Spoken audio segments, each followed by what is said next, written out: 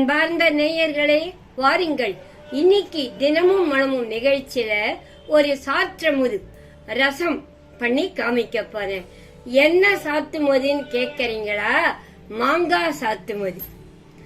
புளிக்கு பதிலா மாங்காயில சாத்துமதி பண்ணி காமிக்க போறேன். ஒரு மாங்காய் எடுத்துருக்கேன். இந்த மாங்காய் காயா கொஞ்சம் புளிப்பு மாங்காய் தான் நல்லா இருக்கும். இல்லைனாலும் பரவாயில்ல, இந்த மாதிரி பெங்களூர் மாங்காய் எடுத்துக்கலாம். இந்த ஒரு மாங்காய்க்கு 4 tumbler, medium size tumbler 4 tumbler சாத்துமதி பண்ணலாம். அதுக்கு துவரம்பருப்பு, தனியா ஒரே அளவா எடுத்துருக்கேன். மிளகு அதில் பாதி, சீரம் அதில் பாதி, மிளகும் சீராவும் அந்த துவரம்பருப்பு தனியால பாதி பாதி எடுத்துருக்கேன். 2 மிளகா, 2 தக்காளி பழம் எடுத்துருக்கேன். இந்த மாங்காய நல்லா தோல் சீவி ஒரு 3 to 5 மினிட்ஸ் வேக வச்சு எடுத்துக்கலாம். ரொம்ப குழைய வேக வைக்க கூடாது. சாதாரணமா கொஞ்சம் நிறம் மாறின உடனே எடுத்து வச்சுக்கலாம். அப்பதான் அந்த ரசம் நல்லா வரும். இப்போ அதை வேக வச்சு எடுத்துக்கலாம். தக்காளி பழம் 2ன்னு ஏன் தெரியுமா?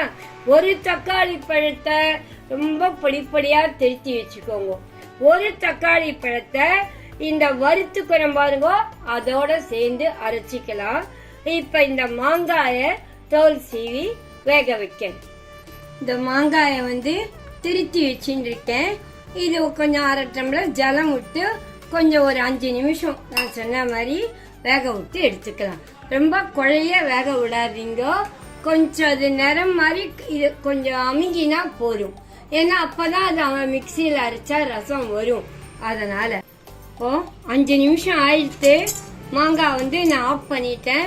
பார்க்கச்சே பாருங்க, இதோ தெரியுது, நல்லா வெந்தது தெரியுது பாருங்க. இதான் இந்த மாதிரி பார்க்கறதுக்கு இருக்கு. வேகணும். இந்த மாதிரி எடுக்கச்ச குழையாத வரணும். அப்பதான் உங்களுக்கு அரைச்சிண்டா நல்லா வரும். இப்ப இதை இறக்கிட்டு வறுத்துக்கலாம். இப்ப நான் வறுத்துக்கிறதுக்கு ஒரு ஸ்பூன் நெய் குத்திருக்கேன். நெய்ல வறுத்துண்டு பண்ணா சாத்துவது நல்லா வாசனையா இருக்கும். அதனால இப்ப இந்த நெய்ல நம்ம இந்த சாமானெல்லாம் போட்டு வறுக்கலாம். இந்த முதல்ல இந்த தனியா, துவரம்பருப்பு,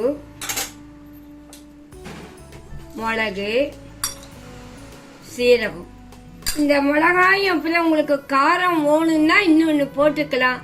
நான் 2 மிளகாய் போட்டிருக்கேன். அப்புறம் பெருங்காயம், வறுத்துக்கச்ச கொஞ்சம் பெருங்காயம், சாத்து மேல கொஞ்சம் பெருங்காயம் போட்டுக்கலாம். இப்ப இதை நல்லா வறுத்துக்கலாம். நெய்ல வறுத்துண்டா நல்லா கமகமான் வாசனையா இருக்கும். சாத்தும் போதும் டேஸ்டாவும் இருக்கும். அதனாலதான் நெய் குத்தி வறுத்துக்கணும். இதை வறுத்துட்டு நல்லா இதோட ஏற்கனவே சொன்னேன் இல்லையா, ஒரு தக்காளி பழம், ரொம்ப பெரிய தக்காளி பழம் வேண்டாம், சின்ன தக்காளி பழமே 2 வச்சுக்கோங்க. 1 அரைச்சிக்கிறதுக்கு, 1 பொடி பொடியா திருத்தி அந்த மாங்காய் அரைச்சி அதை கொதிக்க வைக்கிறதுக்கு. இதை வறுத்துண்டாச்சு. இப்ப இந்த வறுத்ததையும் ஒரு தக்காளி பழம் சேர்த்து அரைச்சி வச்சுக்கலாம். அந்த மாங்காயும் அரைச்சி வச்சுக்கலாம். அரைச்சிட்டு உங்களுக்கு காமிக்கிறேன். இத மாங்காய் அரைச்சுட்டேன். இது பாத்தீங்களா? இது இப்போ இதுக்கு அந்த வேக வச்ச பாத்திரத்திலேயே ஜலம் வச்சிருக்கேன். அதில் சேர்த்து உப்பு போட்டு அந்த தக்காளி பழம் பொடி பொடியா திருத்தி வச்சிருக்கேன். அதையும் சேர்த்து கொதிக்க வைக்கலாம். இது அரைச்சதை ஏற்கனவே நான் சொல்லியிருக்கேன், 4 டம்ளர் சாத்துமதி பண்ணலான்ட்டு. இதை நல்லா அலம்பி இதை கொட்டிடுங்க. அப்புறம் அரைச்சதையும் சேர்த்து இது பண்ணலாம். இதோட இந்த தக்காளி பழம் எப்படி திருத்தி வச்சிருக்க அதுவும் சேர்ந்து அடுப்பில் வச்சுட்டு இதை அரைச்சி அதை அதில் சேருங்க. இப்போ தேவையான அளவு உப்பும் போட்டுட்டேன். கொஞ்சம் அப்ப பெருங்காயம் வறுத்துன்னு இருக்கேன். இதிலையும் கொஞ்சம் பெருங்காயம் போடலாம், வாசனையா இருக்கும். அதனால இப்ப இது கொதிக்கட்டும். இதில் கொஞ்சம் மஞ்சள் பொடியும் சேர்க்கலாம். மஞ்சள் பொடி சேர்த்தாதான் எப்பவுமே நல்லா கலரா இருக்கும் பார்க்கறதுக்கு நல்லா. அதுதான் இப்ப சேர்ந்து இந்த தக்காளி பழத்தோட சேர்ந்து அது அடுப்பில் வச்சிருக்கேன். அதுவும் கொதிக்கட்டும். அது வேலைக்கு அரைச்சி எடுத்துக்கலாம். இப்போ இதை அரைச்சிட்டேன். அரைச்சி வச்சதை இதை ஜலங்குட்டியும் அரைச்சிக்கலாம், பொடியாவும் அரைச்சி எடுத்துக்கலாம்.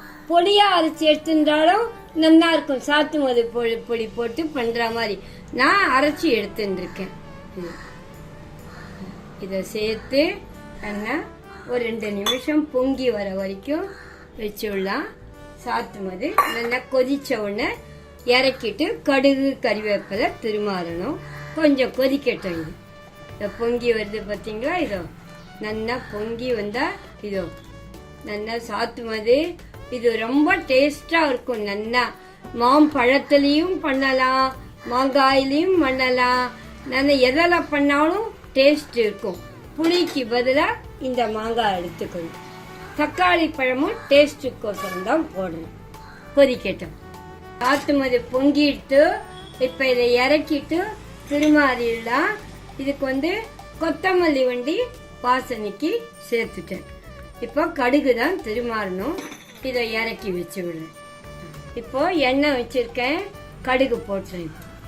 கடுகு வெடிச்சதும் கறிவேப்பிலை போடணும்.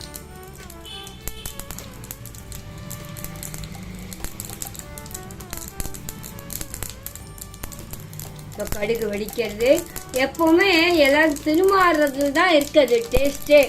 அந்த கடுகு அந்த தாளிக்கிறதுன்றீங்களே இதெல்லாம் திருமாறுறது நாங்கள் சொல்லுவோம். அதில் தான் ஒரு குழம்போ ஒரு ரசமோ எல்லாத்துக்கும் டேஸ்ட் வரும்.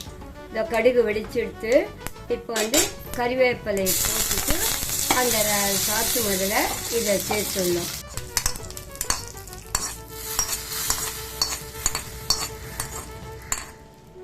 சுவையான மாங்காய் சாத்து மது ரெடி. பார்த்தீங்களா? இப்படி எடுக்கும் போதே ரசம் மாதிரி நல்லா தெரியுது பாருங்க. என்ன சாப்பிடணும் போல இருக்கா?